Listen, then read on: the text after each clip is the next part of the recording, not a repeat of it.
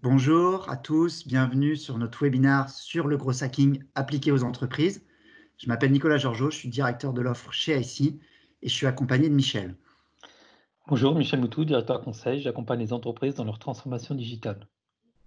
Ce qu'on vous propose pour ce webinaire, c'est un échange entre deux consultants, avec une première partie qui sera un peu plus théorique pour découvrir le gros hacking, ses enjeux et la méthode, et puis une deuxième partie autour d'un cas pratique pour mettre en pratique les différents outils qu'on aura vus ensemble.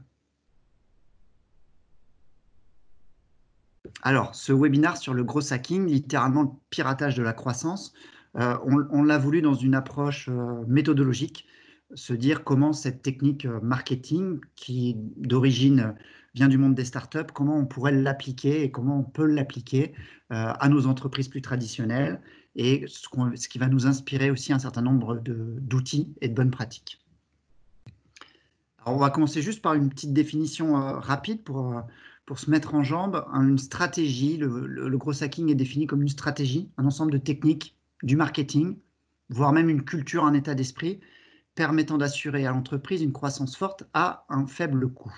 Et c'est ça qui est intéressant, c'est l'application de l'agilité quelque part, cette approche de vouloir rechercher le maximum d'efficacité dans les opérations, mais appliquée au marketing. Alors, le gros hacking, c'est un concept qui date des années 2010 aux États-Unis, du monde des startups, je l'évoquais tout à l'heure.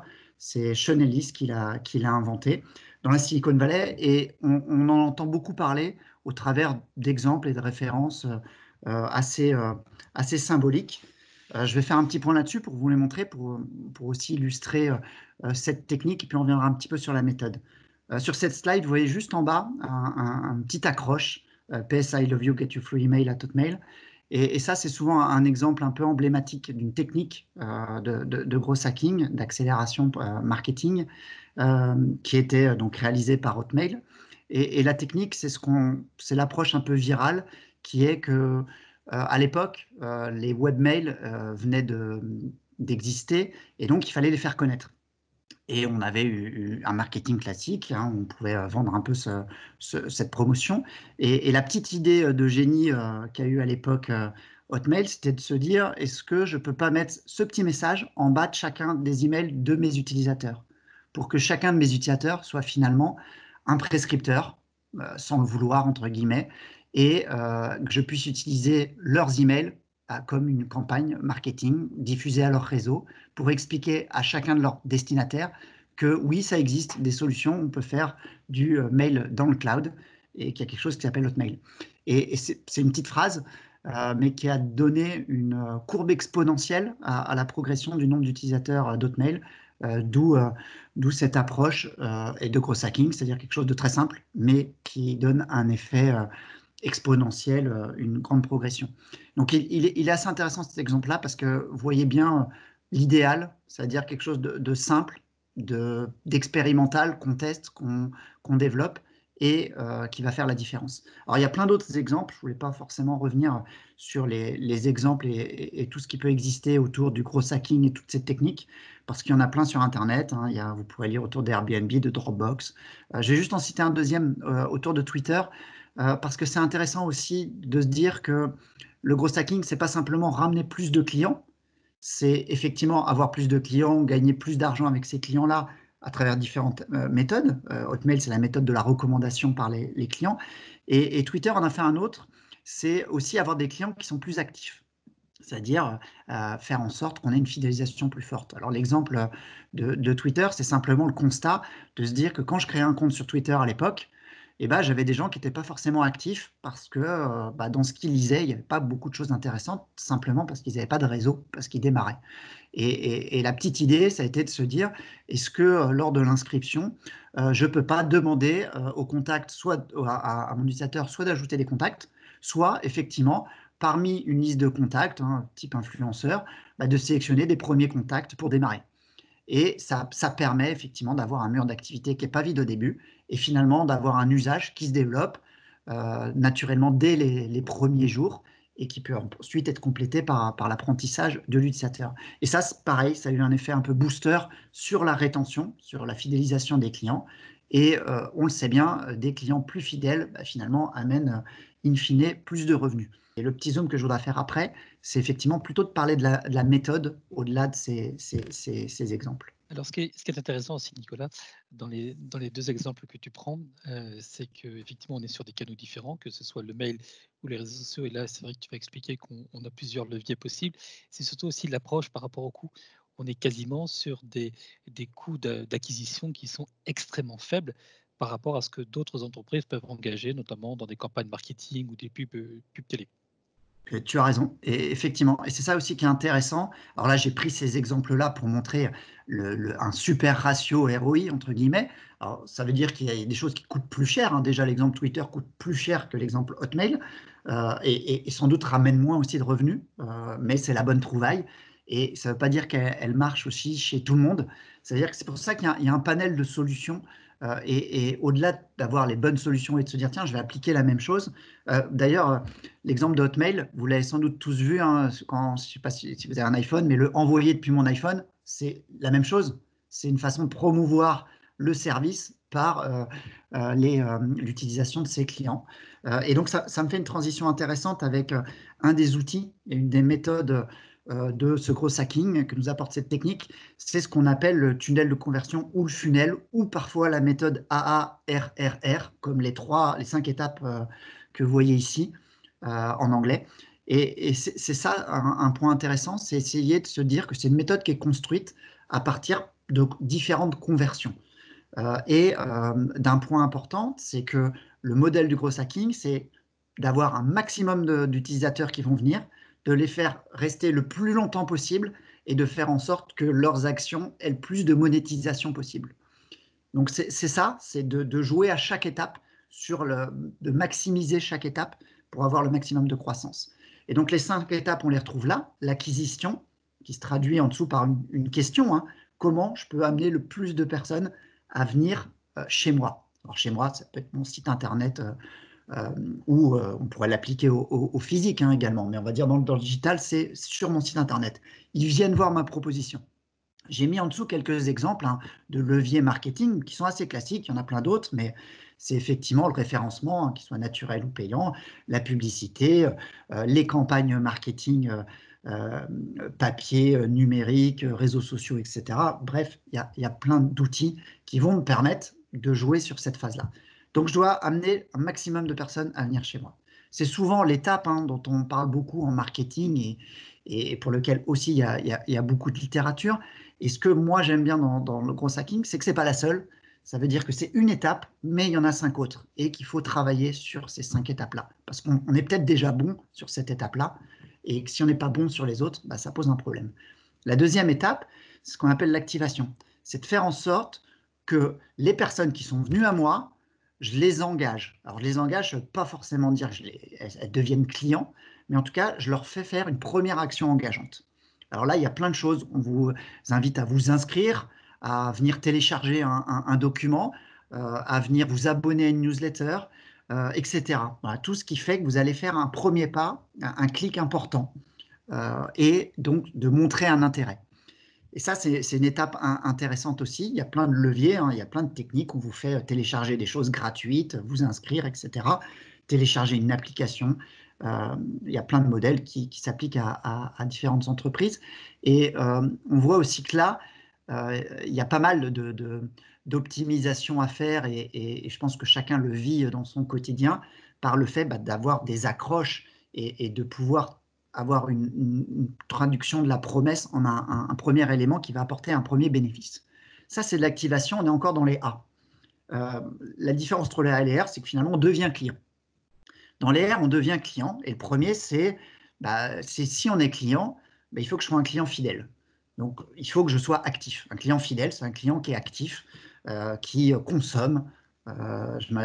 Netflix est un très bon acteur et un très bon fournisseur et entreprise qui travaille sur la rétention, hein. Il faut que vous consommiez de plus en plus parce que c'est comme ça que vous allez être plus fidèle.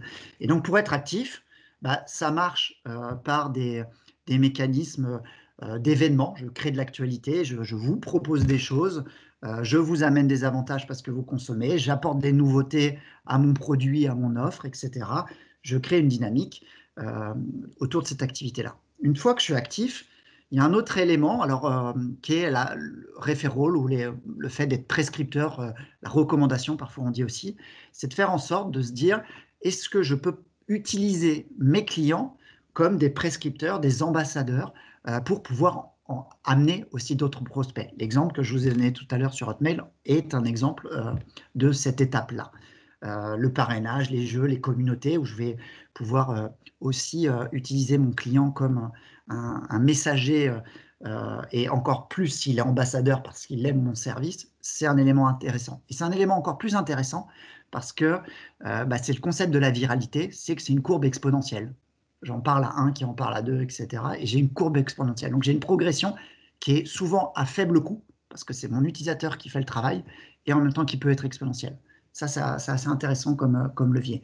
Et le dernier levier, c'est finalement une étape qui est économique, c'est de faire en sorte que, in fine, je gagne de l'argent avec des clients qui aiment mon service et qui sont actifs. Et donc là, il y a pareil. Pardon, vas-y Michel.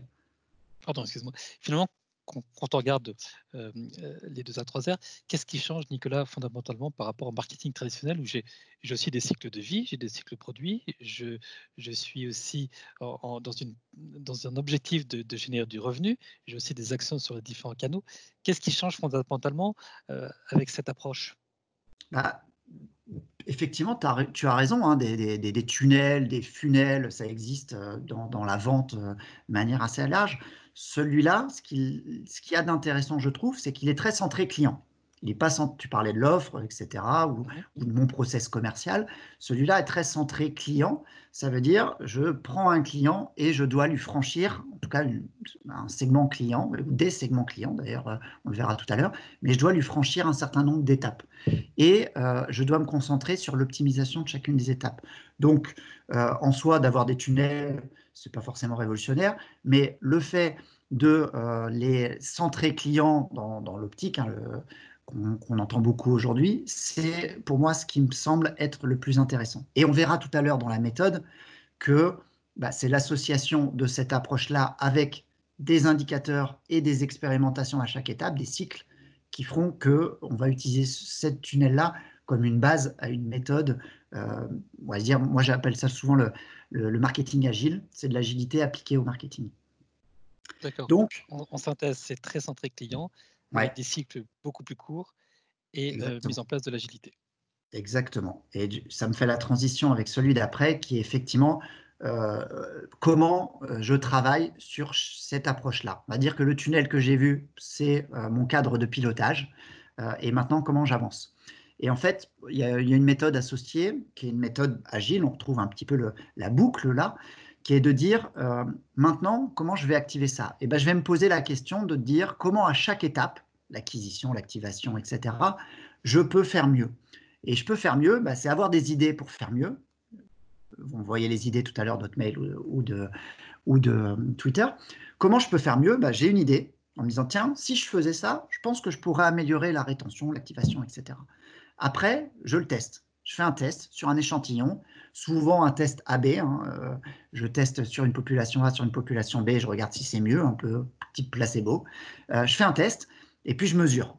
Je mesure si ça a marché. Est-ce que ça fonctionne, ce que j'ai fait? Est-ce que ça a un potentiel? Et donc, si c'est un potentiel, comment je l'industrialise pour que ce soit encore plus efficace? Je vais peut-être tester par échantillonnage, je vais le développer. Donc ça, c'est cette boucle-là. Et cette En boucle-là, moyenne, on part sur, excuse-moi Nicolas, on part sur des cycles d'environ de combien de temps? C'est plutôt à la semaine, plutôt au mois? ouais, alors c'est souvent assez variable, hein, comme les sprints d'agilité peuvent être aussi variables si je pense si je fais le parallèle avec la méthode Scrum. Après, ce qui est important, c'est d'assurer la capacité de la mesure. C'est-à-dire que si tu mets en place une expérimentation, une idée, que tu la testes, il ne faut pas qu'elle soit perturbée par un autre test qui pourrait être en parallèle et qui viendrait agir sur la même conséquence et donc la même mesure.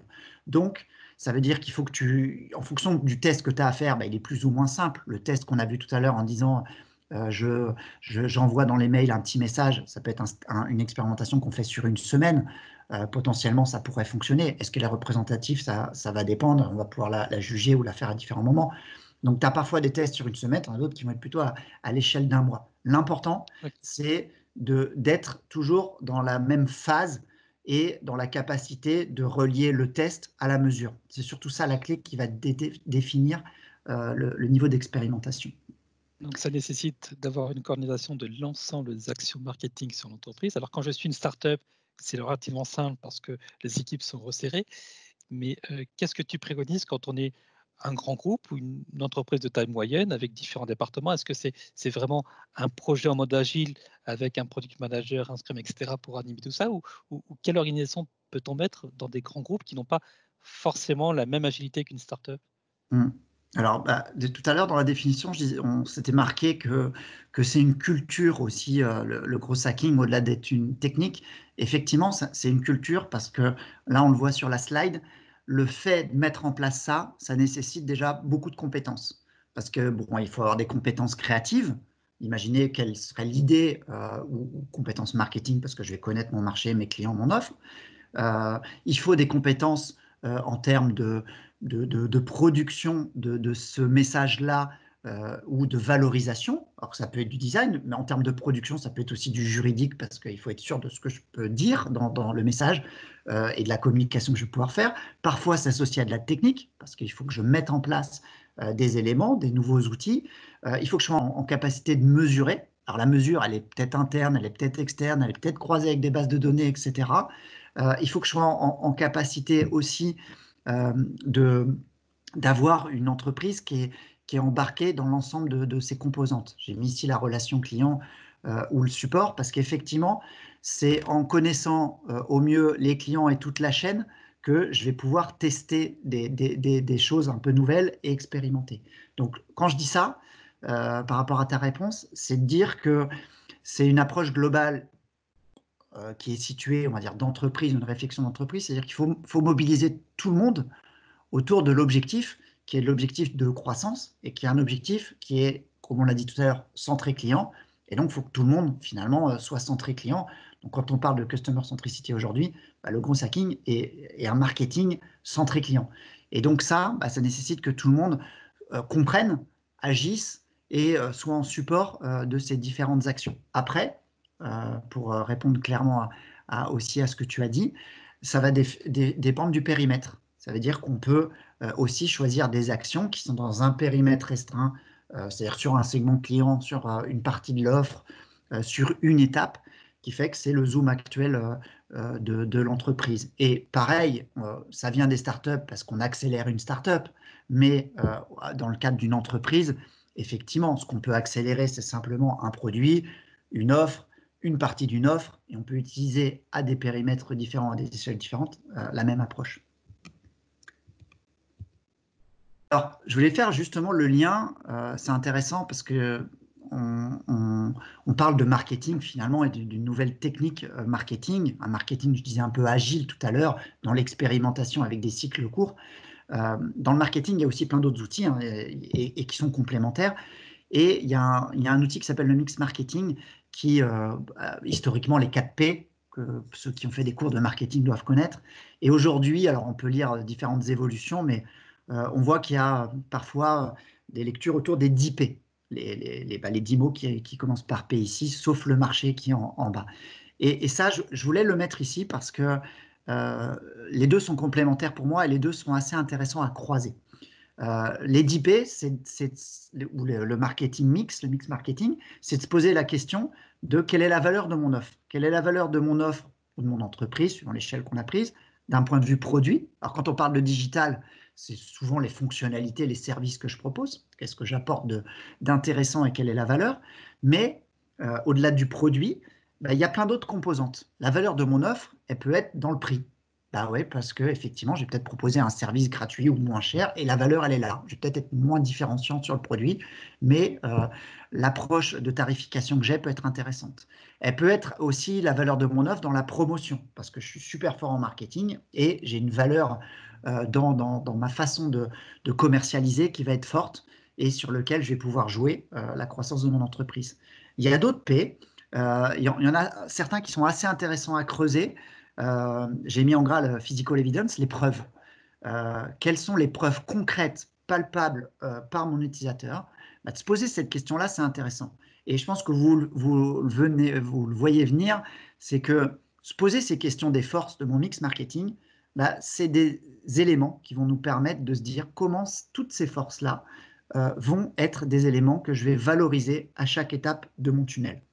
J'ai mis juste en vert le marché en bas pour dire que le mix marketing, potentiellement, les valeurs de mon offre, elles peuvent être différenciées en fonction du marché ou des segments que je vais viser.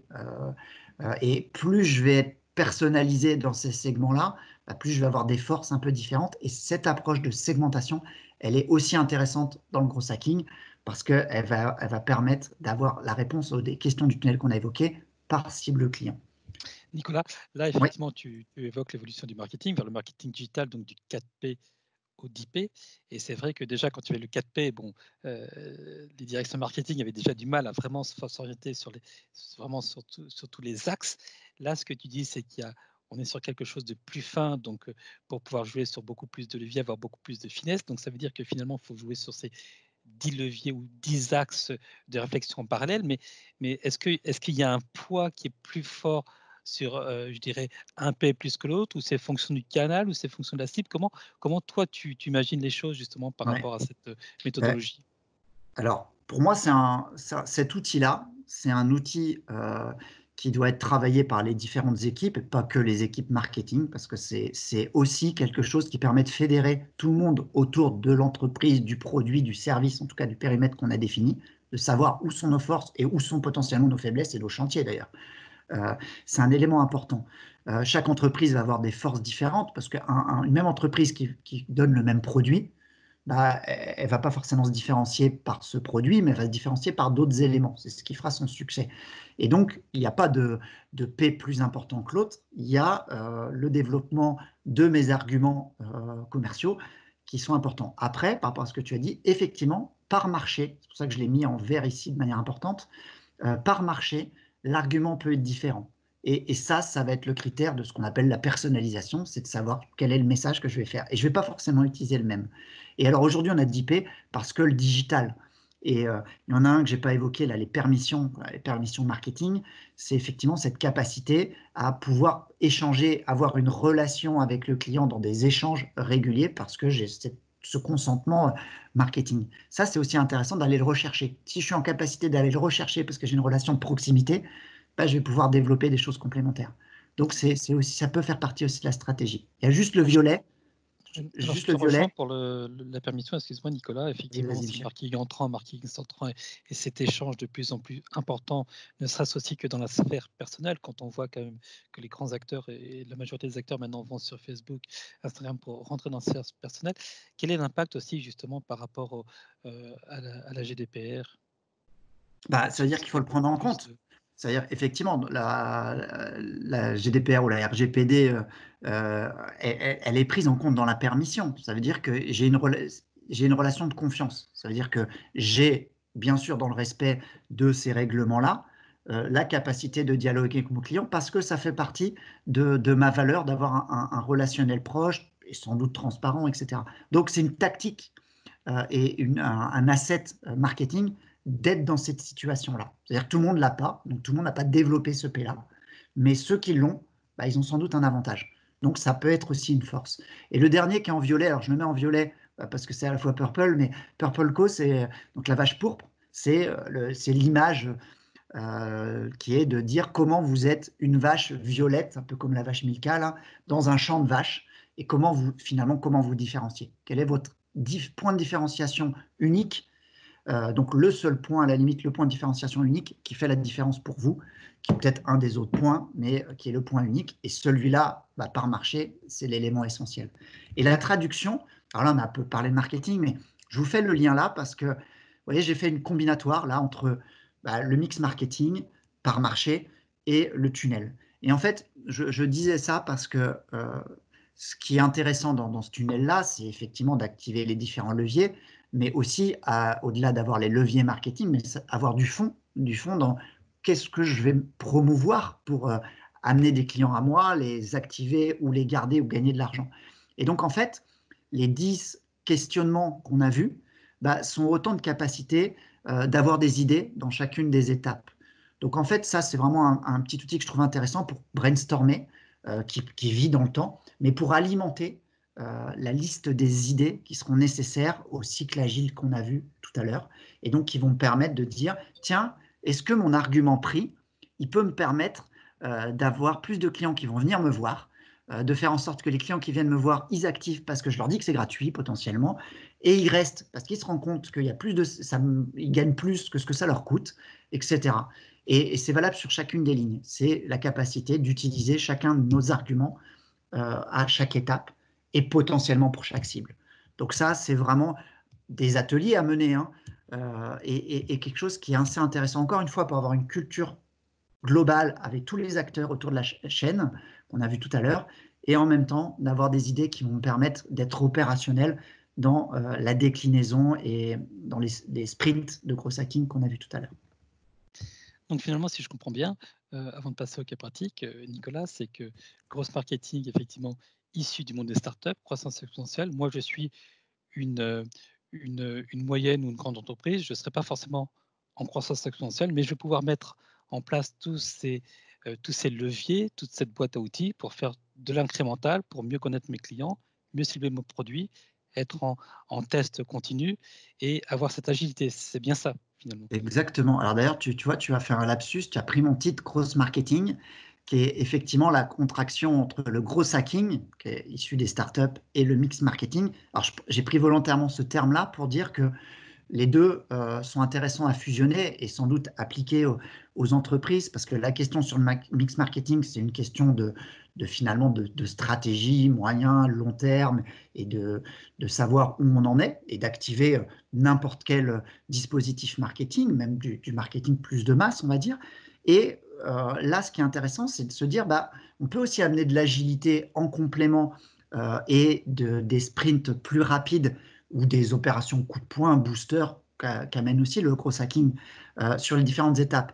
Mais oui, c'est une approche qui n'est pas réservée aux startups, ne serait-ce que parce que quand on regarde les questions qui sont posées par ce tunnel, les questions, elles sont valables pour n'importe quelle entreprise. Comment amener plus de clients? Comment les faire transformer des prospects en clients? Comment les rendre plus fidèles? Comment les faire devenir ambassadeurs et comment gagner de l'argent? N'importe quelle entreprise peut se poser les questions. Les leviers qu'elle aura si elle est une plus grande entreprise et les rythmes qu'elle pourra donner seront sans doute différents. Mais la grille de questionnement et les outils sont les mêmes, sont utiles en tout cas dans les différents cas. Et contrairement aux idées reçues, donc effectivement, dans gros hacking, il y a hacker, il y a piratage. Là, je me place aussi, moi, par rapport à un grand groupe ou une entreprise, avec certaines contraintes réglementaires, etc., et une bienveillance vis-à-vis des clients, on reste quand même sur des choses qui restent tout à fait, je dirais, Légal. nobles et légales. Voilà.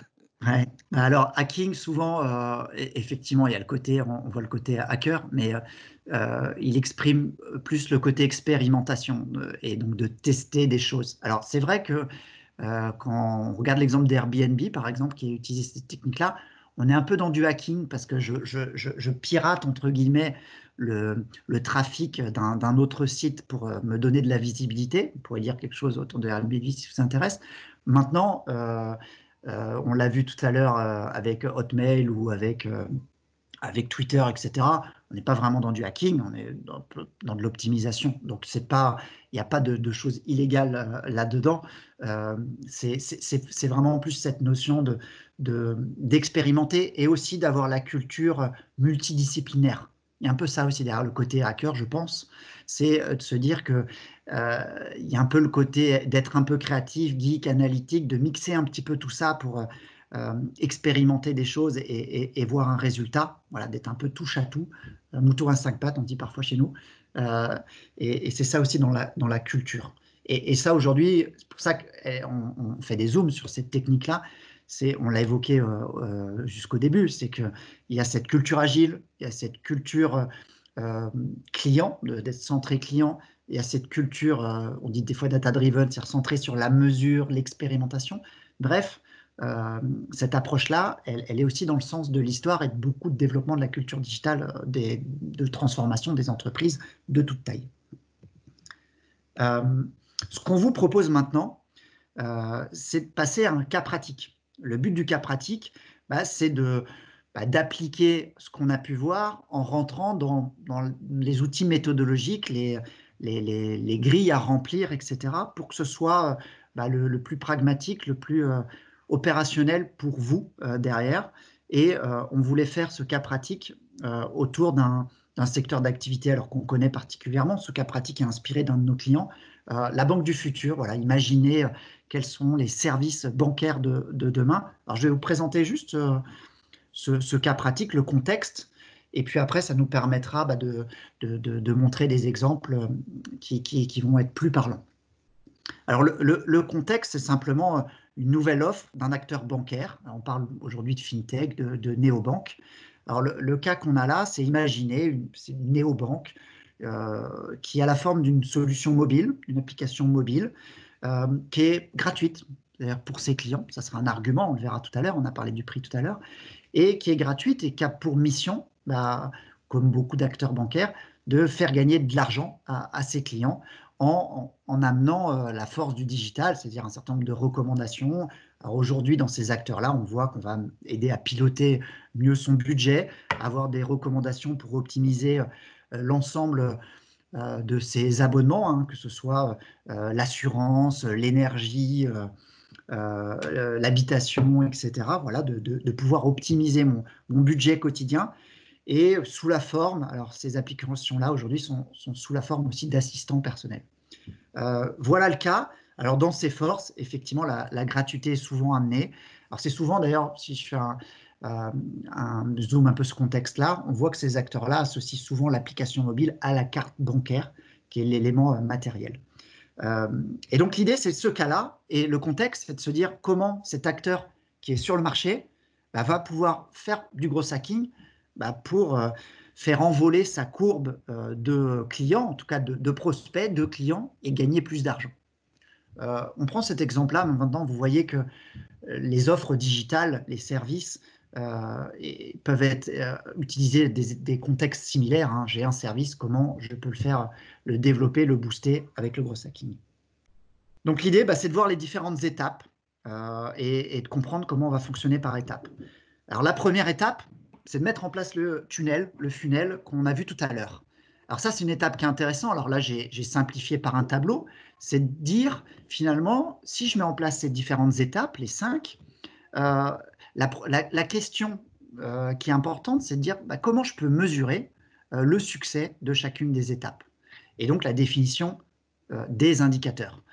Alors là, c'est assez intéressant aussi, c'est de se dire comment je peux mesurer que j'ai un bon niveau d'acquisition, d'activation et de rétention. Et en fait, la finalité, c'est de trouver l'indicateur, mais pour trouver l'indicateur, en fait, on se rend compte qu'on se pose beaucoup de questions et qu'on a besoin de mettre différents acteurs autour de la table pour comprendre quelle va être la vraie mesure de notre réussite à chaque étape. Alors, il y en a qui sont assez simples, mais il y en a d'autres qui peuvent être plus intéressants à développer.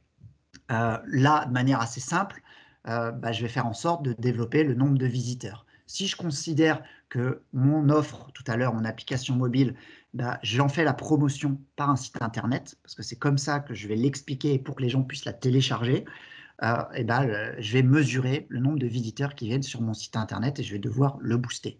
Ensuite, ma proposition, c'est de leur demander de télécharger mon application sur les stores.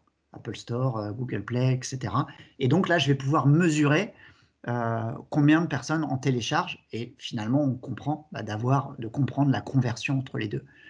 Peut-être que mon indicateur n'est pas le nombre de téléchargements, mais plutôt le nombre d'inscriptions, parce que quand j'ai téléchargé, souvent, je me crée un compte. C'est sans doute un peu plus fin parce que j'ai souvent aussi une perte entre les deux. Une fois que j'ai ça, il y a des indicateurs assez classiques de dire comment je peux mesurer qu'un client est actif. Alors, on a des mesures. Là, on est dans le digital de personnes actives, qu'elles soient actives au quotidien, j'utilise au moins une fois par jour, actifs de manière hebdomadaire, actifs de manière mensuelle. Et j'ai mis entre parenthèses les usages, les transactions, la définition de l'activité. Est-ce que c'est je me connecte au moins une fois ou est-ce que j'utilise une fonction majeure au moins une fois? etc., va être propre à chacun. Donc il y a l'indicateur principal, mais il y a la définition de la règle et surtout de la capacité de mesure, c'est-à-dire pour mettre en place ces indicateurs, comment je peux le mesurer aujourd'hui? Est-ce que j'ai les outils pour le mesurer? Ça amène potentiellement aussi d'autres chantiers. Je vais au bout. J'ai dit tout à l'heure que mon offre était gratuite. Donc je ne vais pas gagner de l'argent par mon offre. Donc je vais être obligé de gagner de l'argent par d'autres business models. Parce que je peux vendre du premium, parce que je peux faire de l'apport d'affaires vers des partenaires, etc. C'est notre cas souvent pour notre exemple ici. Ça veut dire que ce que je vais mesurer, ce n'est pas de l'argent, c'est combien j'ai de clients actifs qui me génèrent un revenu indirect ici, parce que c'est par rapport à mes partenaires. Alors, il y a aussi une remarque que vous pouvez faire dans le choix de ces indicateurs, c'est que je les ai choisis de manière on va dire, incrémentales, je cherche le mot, qui sont intégrés les uns dans les autres, c'est-à-dire que je suis vraiment dans une conversion. Un visiteur devient un client, devient un actif, devient potentiellement un prescripteur, parce que c'est un actif qui amène d'autres clients, et devient un acheteur indirect dans mon cas. Ça, c'est intéressant aussi, parce qu'on aurait pu choisir des indicateurs qui ne sont pas liés, le revenu à la fin, des indicateurs d'usage pour la rétention, etc.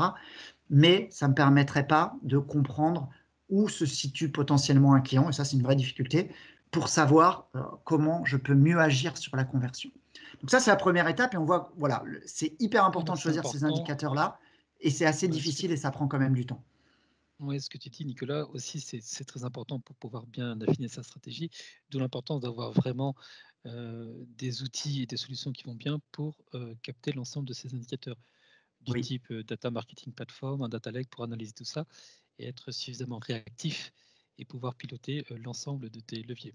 exactement. Et dans le gros hacking, on dit souvent que ça ne sert à rien de faire une expérimentation si je ne suis pas capable de mesurer. C'est-à-dire ce que je ne peux pas mesurer, autant pas le faire parce que je ne saurais pas dire si c'est bien ou pas bien, A et B. Ça veut dire que rien que choisir les indicateurs, c'est aussi se dire, est-ce que je sais mesurer ces éléments-là, qui paraissent très simples là. On peut se dire, bah oui, ça peut être évident. Mais la façon de les mesurer, elle n'est pas très simple. Et après, elle peut être personnalisée. Donc, cette première étape-là, elle est simple dans le tableau, mais elle nécessite une prise de contexte et des premiers chantiers, si ce n'est pas le cas, qui sont importants. Et encore une fois, de la même façon, elle peut fédérer l'ensemble des acteurs sur des indicateurs simples à suivre et sur un objectif simple, c'est d'améliorer chacune des étapes. La deuxième étape, c'est de prendre la mesure. C'est de se dire, bon, OK, une fois que j'ai défini mes indicateurs, où est-ce que j'en suis sur ces différents indicateurs? Et ça va nous permettre de faire une conversion, de comprendre quel est mon taux d'activation.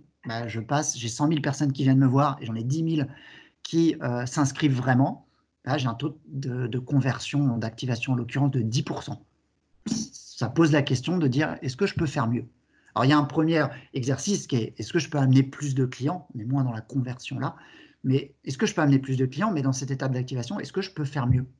Et donc, on voit, on l'a évoqué tout à l'heure, quelles seraient toutes les choses qui vont me permettre de peut-être mieux valoriser mon offre pour que les gens qui sont venus avec un intérêt, ils continuent. Parce qu'ils ont montré un intérêt, je les ai perdus, j'ai perdu 90%. Après, encore une fois, est-ce que 10% c'est bien ou c'est pas bien? Ça va dépendre d'un certain nombre de contextes, d'offres, de politiques aussi commerciales ou d'agressivité commerciale qui peuvent être différents. Au-delà de définir ça, il y a un travail qui est intéressant, c'est la progression de chacun de ces indicateurs. Et il y a une dernière ligne qui a la valeur théorique. Elle n'est pas très simple à mettre en place, mais elle est intéressante, elle est très théorique. C'est de se dire combien me rapporte un client. Donc, au bout de la chaîne, imaginons que j'avais 100 000 visiteurs et finalement 500 clients qui me ramènent de l'argent. J'en ai quand même 4 000 qui sont actifs. Donc, j'en ai 4 000 qui peuvent me dire, tiens, si j'avais un business model, je pourrais peut-être gagner de l'argent avec ces 4 000. Voilà, je passe ça. Mais aujourd'hui, j'en ai 500 qui sont vraiment qui me rapportent de l'argent parce qu'ils consomment à côté. J'ai imaginé que dans la période que je mesure là, il me rapporte 10 euros. Ce n'est pas énorme, mais ça me fait 5 000 euros par mois. Ce n'est pas énorme, mais c'est un premier élément et qui vont permettre de développer après d'autres croissances. Alors, ce qui est intéressant, c'est de se dire que ce même client, quelle est sa valeur à d'autres étapes? Et là, je peux dire ce même client parce qu'encore une fois, mes indicateurs que j'ai choisis sont dans un tunnel. Et ben, ce même client, si j'arrive à l'emmener jusqu'au bout, un client qui est à l'étape d'acquisition, bah, il me rapporte 5 centimes. C'est-à-dire qu'un client nouveau en plus à l'acquisition, c'est potentiellement 5 centimes avec les mêmes taux de conversion dans le temps. Donc ça, c'est intéressant aussi pour déjà avoir des ordres d'idées et aussi peut-être commencer à évaluer un niveau de coût de mes différentes actions par rapport aux bénéfices. Je voulais justement en venir là-dessus, Nicolas. C'est vrai que c'est intéressant de voir à quel moment finalement du funnel c'est plus stratégique d'investir et sur quel canot. Donc à corréler aussi avec le coût d'acquisition comme tu l'évoques. C'est vrai que les startups n'ont pas les mêmes budgets que les moyennes ou grandes entreprises. Globalement, quand on connaît quand même des budgets qui sont assez conséquents dans une moyenne et grande entreprise pour le marketing, on est sur quel ordre de grandeur si je veux, par exemple, faire des choses qui aient des résultats assez probants assez rapidement? On est sur des gros budgets? Est-ce que tu peux nous donner quelques ordres de grandeur? C'est souvent segmenté. C'est-à-dire que généralement, vu que tu es sur de l'expérimentation, bah, tu vas tester des choses avec des petits budgets parce que ton but, c'est de faire de l'échantillonnage. Donc, avec, avec 500 000 euros sur un segment donné, sur une étape, sur un message, bah, tu peux déjà envoyer beaucoup et mesurer si ça fonctionne à l'échelle que tu as. Et après, être en capacité d'engager des budgets beaucoup plus grands de milliers, dizaines de milliers d'euros parce que tu as fait cette première analyse en disant ça fonctionne. Maintenant, je vais élargir la taille de mon échantillon, je vais accélérer parce que je vais utiliser des leviers beaucoup plus importants et sans doute plus chers que simplement des leviers de publicité sur Internet. Parce que les premiers leviers d'achat de mots-clés ou de publicité, de référencement, etc., peuvent ne pas coûter cher quand tu les cibles. Et c'est pour ça que j'ai mis aussi le marché en haut, c'est de dire que potentiellement ces mesures-là, on peut les différencier par rapport au segment ou au marché qu'on va développer. Dans le cas de notre exemple de la banque, bah, effectivement, les néobanques, ça attire ce qu'on a appelé ici digital natif, c'est on va dire les gens qui sont entre guillemets un peu geeks et qui sont attirés par ces nouveautés du digital, donc appliquées à les banques, c'est intéressant. Mais il y a plein d'autres cibles. Alors souvent, ces acteurs-là ciblent aussi tout ce qui est personnes voyageurs, on dit, ou expatriés, qui se déplacent beaucoup parce que ça permet d'appliquer la mobilité et la mobilité du digital à la notion bancaire et aussi parce qu'il y a un côté économique avec les différents frais qui peuvent être engagés par des banques. Et donc, c'est une cible importante. Mais sur cette cible-là, c'est peut-être un marché moindre, parce qu'on cible moins de personnes. Je vais avoir des indicateurs qui vont être un petit peu différents, mais peut-être que ce marché-là, je vais pouvoir prendre beaucoup plus de parts dans ce marché-là que dans un segment où, parce qu'il est un peu plus de niche. Et donc, je vais pouvoir engager des budgets que sur ce marché-là, sur une étape. Donc, en fait, je vais avoir un découpage des coûts marketing qui va être différent et je vais avoir des coûts unitaires moindres, mais sur lesquels je vais pouvoir mesurer et après accélérer. Et finalement, bah, mon budget marketing, je vais quand même avoir d'autres éléments un peu plus de masse, mais je vais en avoir une partie qui va être pour ces expérimentations et charge après, dans une bonne gestion marketing, bah, d'aller plus loin et d'accorder plus de budget là où ça marche et d'arrêter là où ça ne marche pas. Donc ça, c'est les deux premières étapes. Je mets en place le tunnel, les indicateurs, je mesure et j'essaye de définir finalement où est-ce que je veux progresser assez logiquement. Mais vous voyez que rien que dans ces deux tableaux assez simples, bah, ça amène beaucoup de questions. La troisième étape, bah, c'est de fixer l'objectif. Se dire, bon, par rapport à ce que j'ai vu, où est-ce que je considère que je dois progresser? Est-ce que je dois progresser en amenant plus de personnes vers mon offre? C'est souvent une étape qui paraît évidente, hein, de dire qu'il faut qu'il y ait plus de gens qui connaissent. C'est sans doute une étape qu'on peut beaucoup optimiser si on ne fait pas beaucoup de marketing digital, mais ce n'est pas forcément la meilleure. Parce que si j'amène beaucoup de personnes, mais que finalement je me rends compte que les personnes à chaque fois qu'elles viennent, elles font peu d'actions, ou même si elles faisaient une action, elles ne sont pas très actives, bah, j'ai un peu un gruyère. Et donc finalement, je vais consommer beaucoup d'énergie pour peu de résultats. Donc c'est là où c'est intéressant. Alors il n'y a pas de vérité non plus, hein. C'est c'est du contexte, c'est de la compréhension un peu du marché et des analyses pour essayer d'identifier le problème majeur. Et puis après, c'est du test et de l'expérimentation. Ce qu'on voit dans ce tableau-là, c'est de dire comment je vais me concentrer. Alors là, je l'ai mis à l'échelle du mois, parce que l'idée est aussi de pouvoir être concentré sur une étape à chaque fois, encore une fois, pour être capable de mesurer et puis pour essayer d'optimiser un maximum de choses. Donc le mois est intéressant pour avoir différentes actions. C'est-à-dire que ce mois est composé de différentes expérimentations, potentiellement de différents sprints, on l'a vu. Et donc, je vais me donner des objectifs. Alors, me donner des objectifs, c'est comme dans le business, hein, c'est d'essayer de se dire, tiens, j'aimerais progresser cet indicateur de temps. Et ce but-là, c'est essayer de faire comme un business plan pour essayer de se projeter, potentiellement se projeter aussi sur les coûts que tu évoquais, Michel. Alors, les coûts, ils ne sont pas que marketing, ils sont techniques, etc. Et avoir une projection. Donc ça, c'est un peu ma roadmap. Et dans l'étape 4, là, je vais être vraiment dans le backlog, on l'appelle en agilité, c'est-à-dire la liste des idées, des expérimentations et des sujets en cours qui vont m'alimenter mon action de grosse marketing, c'est-à-dire mes actions de mes marketeurs, de mes tech, mes product owners, ma data, etc. Et donc, on le fait comment? On alimente ce tableau-là simplement en listant des idées. Comment on peut lister des idées? Tout à l'heure, je vous ai montré comment le mix marketing croisé au gros hacking donnait des idées, comment ma force produit, ma force prix pouvait me donner des idées à chaque étape. Ça, c'est une première façon de l'alimenter. Les retours clients, les retours terrain sont aussi d'autres idées. Voilà, tous les acteurs de la chaîne peuvent amener aussi des idées. Et le but, après, c'est de les qualifier. De les qualifier pour dire, tiens, cette idée-là, elle n'est peut-être pas pour tous les clients, elle est peut-être pour un segment donné. Ça, c'est intéressant parce que la segmentation, c'est, je pense, un des axes qui donne le plus de différenciation parce qu'on va avoir un message plus personnalisé, plus ciblé, donc on est un peu plus focus. Donc, c'est intéressant de travailler sur de la segmentation et pas d'être toujours pour tous les clients. Moi, j'aime bien noter d'où vient l'origine, d'où est-ce que j'ai eu cette idée-là, parce que souvent, on se rend compte qu'il y a beaucoup d'idées qui viennent d'un des P que j'ai mis là volontairement, le produit. C'est-à-dire qu'on va valoriser notre fonctionnalité. On va dire, tiens, moi, ce que je mets en avant, c'est les fonctionnalités. Et on valorise les fonctionnalités. Et aussi, on essaie d'en développer des nouvelles. Parce qu'on se dit que si je développe des nouvelles fonctionnalités, je vais pouvoir les promouvoir et ça va attirer des clients, etc. Alors, c'est intéressant. Ça coûte cher parce que je développe des fonctionnalités. Et c'est un message qui est souvent le même, peut-être un peu moins différenciant, parce que vos concurrents ont souvent les mêmes fonctionnalités, sauf à ce que vous êtes un leader ou le plus innovant sur le marché, c'est une autre stratégie.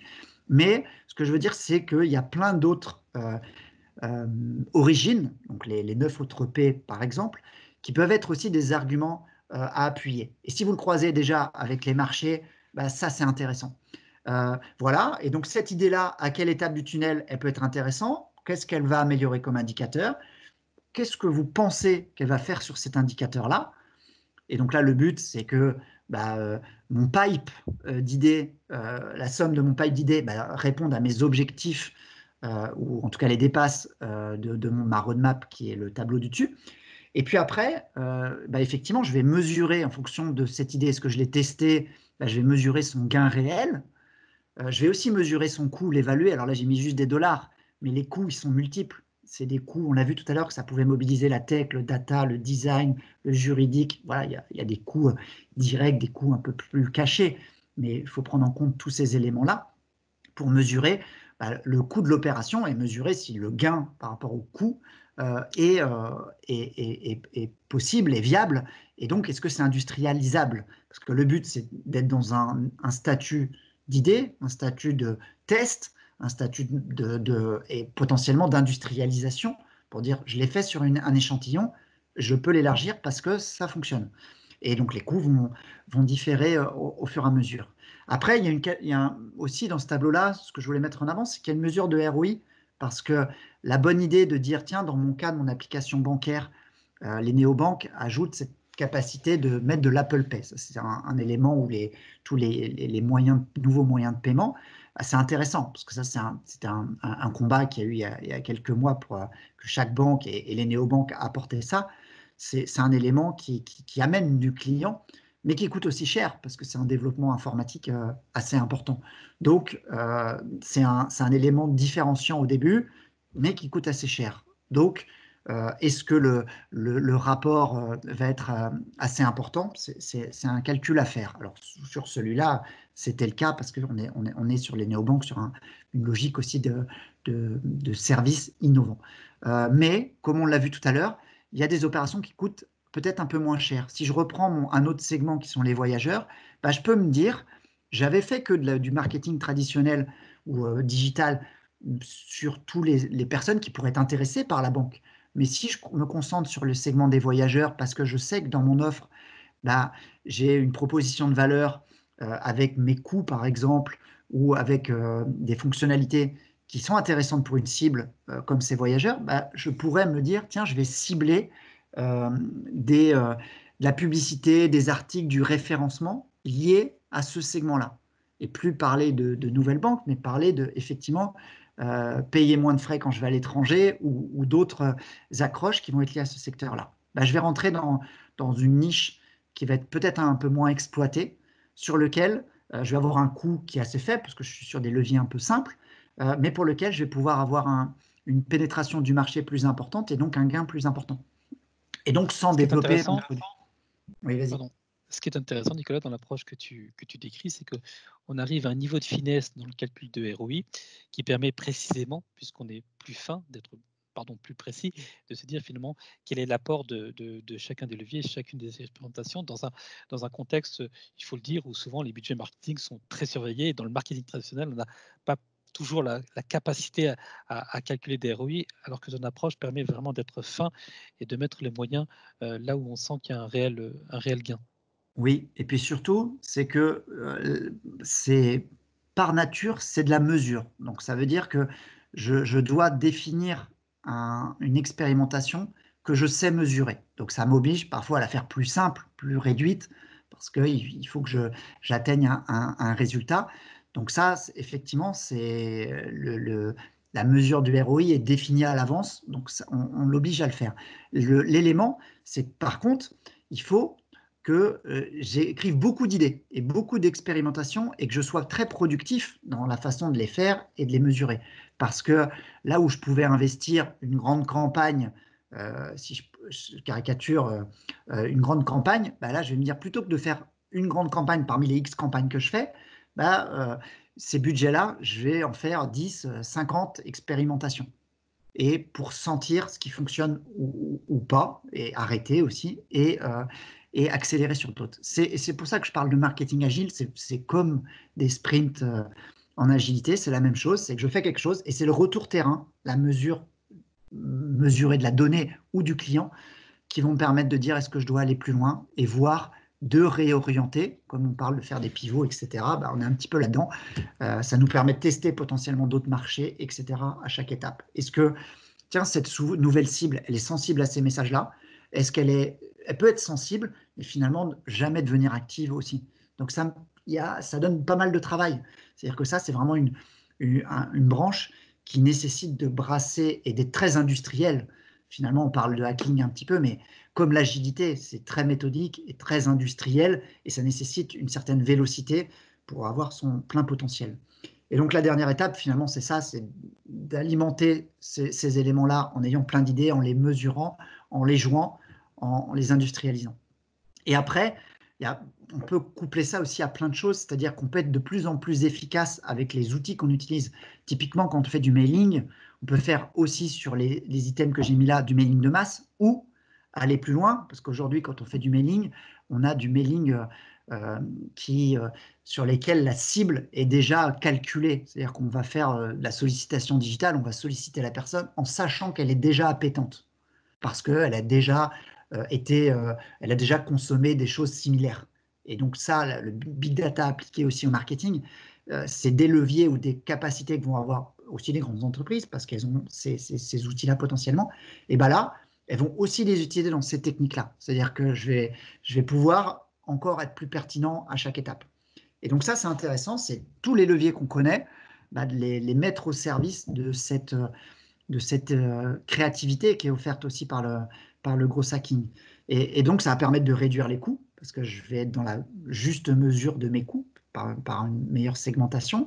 Ça va me permettre de mieux fédérer tout le monde et d'entretenir un rythme aussi de développement business.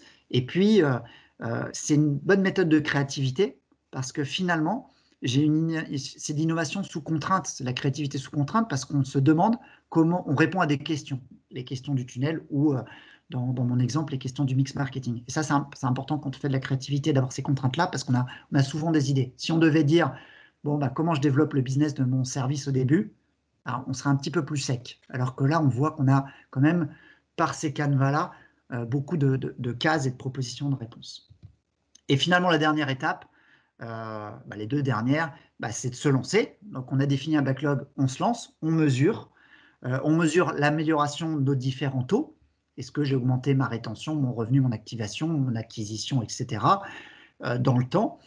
Et ce qui est assez intéressant, c'est aussi d'avoir l'impact économique que j'ai mis en plus sur la courbe verte ici. C'était juste pour l'exemple de dire que finalement, là, j'ai joué sur le levier notamment de l'activation de 10 à 20 en disant je transforme plus de clients, mais l'élément est de dire plus on transforme de clients, si on a plus de clients à venir, on aura plus de clients potentiellement actifs en gardant le même taux, plus de revenus, etc. Et donc, des augmentations de quelques points de chacun des conversions amènent une augmentation de revenus qui est importante. Ça veut dire que des petits taux de conversion additionnés amènent un revenu beaucoup plus important in fine. Et c'est là le côté aussi exponentiel, et c'est là où chaque étape joue un rôle. Plus de masse de personnes, plus d'activité et plus de revenus par activité. Et donc finalement, l'étape d'après, c'est de boucler, c'est-à-dire d'être en mesure de lire ce qui fonctionne moins bien, là où j'ai déjà mis des efforts, là où je peux en mettre d'autres, de mieux segmenter et finalement de boucler, comme on dit, apprendre et itérer, de continuer la démarche et les différents cycles en ayant une courbe d'expérience et d'apprentissage qui s'améliore bien sûr et aussi une vélocité avec les différents acteurs. Et puis en termes d'ouverture et de conclusion de mon côté, ce que je voudrais dire, c'est que finalement, j'en ai déjà un petit peu parlé, mais cette technique-là, on l'a dit, hein, elle est au-delà des startups, elle s'applique à toutes les entreprises. Et c'est une technique qui est basée sur beaucoup de bon sens et qui est très centrée client, on l'a dit, parce qu'on se pose on a un questionnement par le client, qui est très agile aussi, et ça c'est intéressant, qui mixe le marketing, la tech et la data, et ça c'est aussi important, c'est un élément qui est cher aussi à SI, de mixer les compétences pour obtenir le résultat. Et ce que je veux dire, c'est cette culture-là, au-delà d'être au service de la commercialisation du marketing dans ce que j'ai montré là, c'est une culture aussi de l'offre. Alors j'ai mis cette phrase à l'écran, mais c'est cette culture client et service qui est intéressante. C'est-à-dire, je peux être dans un mode push en me disant, j'ai un produit et je vais faire du marketing pour mieux le vendre, et le gros hacking en fait partie, même s'il essaye de réinverser un peu le questionnement, ou je peux mieux connaître les clients, mieux connaître mon offre et d'itérer. Le gros hacking, c'est la traduction de la dernière phrase appliquée à une des phases qui est la commercialisation ou le marketing, mais, et c'est là mon message, mais cette phrase-là et cette conviction-là, elle peut être travaillée dès la phase de définition de l'offre finalement. Et donc, cette technique-là ou ce questionnement-là, c'est un questionnement qui est utile à l'entreprise dans la définition de sa stratégie ou dans le développement de son offre. Et après, vas-y Michel, pardon. C'est important ce que tu dis, Nicolas.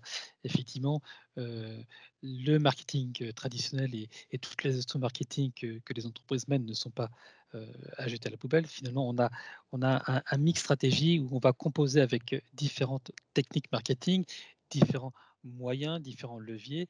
Le gros hacking en est qu'un, comme effectivement le marketing digital, etc. Donc tout ça, vraiment, c'est une approche très complémentaire, mais qui a cet avantage d'être vraiment très agile, comme tu le disais, Nicolas, et d'avoir des retours sur investissement très rapides. Et moi, j'avais une question effectivement par rapport à ça, parce que tu dis que c'est des profils qui sont vraiment nouveaux, atypiques, la fibre techno, data, marketing, métier, bien sentir aussi les réseaux sociaux. Et finalement, alors, c'est pas une petite blague, mais le mouton à 10 pattes, là, à 10 p, on va pas pouvoir forcément tout de suite le trouver. Et comment est-ce que dans une entreprise, on peut mettre en place cette organisation, les bons profils? Parce qu'il va falloir coordonner un certain nombre d'actions en place, de campagnes en place, de leviers en place, sachant qu'à un moment donné, il y a des choses qui ne marcheront pas, il va falloir réitérer. Comment toi tu vois les choses finalement dans une Ouais. entreprise en termes d'organisation et de Alors, profil? ouais, mais souvent, alors sur plein de nouveaux sujets aujourd'hui, en digital, on cherche un peu des profils. C'est un petit peu, quand tu me l'as dit, j'ai pensé un peu à la data. On parle un peu parfois du data scientist qui fait un petit peu tout, etc., qui est aussi créatif, tech, analytique. Euh, c'est un petit peu pareil, c'est-à-dire qu'appliqué aux entreprises, moi, je pense qu'il n'y a pas un profil qui fait tout, contrairement peut-être aux gros hackers des startups. Là, hein, c'était le profil Sean Ellis, et c'était un peu, il avait inventé ce terme-là parce qu'il considérait que c'était ça son métier, c'était de faire un petit peu tout comme ça. Et donc, il a inventé ce terme-là parce que marketing ne suffisait pas.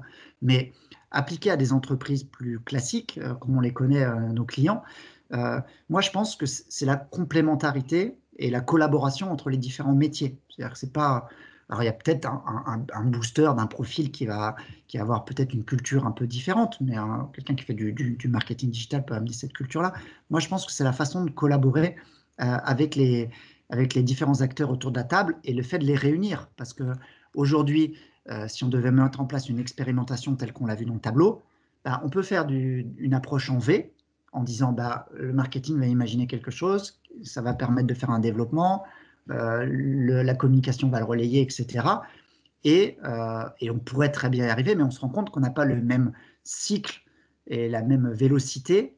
Et donc, c'est de la même façon que l'agilité ou le Scrum, pour parler des méthodes agiles, c'est la même chose. C'est-à-dire que tout le monde doit être fédéré autour d'un objectif commun. C'est ça, à ça que servent les tableaux, et le tunnel, etc.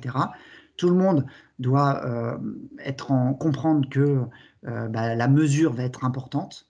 Parce que c'est comme ça qu'on pourra dire si on est bon ou pas, et tout le monde doit être embarqué ensemble et travailler collectivement. Donc ça veut dire que de la même façon que je mets des équipes agiles, bah, je vais entre guillemets ouvrir ce marketing à des équipes de grosses marketing, je ne sais pas comment on les appelle là, mais qui vont mixer les compétences et potentiellement à des rythmes différents. Mais le point de départ, je pense, c'est que cette culture-là, la culture de la croissance, c'est un peu ça aussi, je reviens à la phrase, à la définition de départ, elle soit partagée.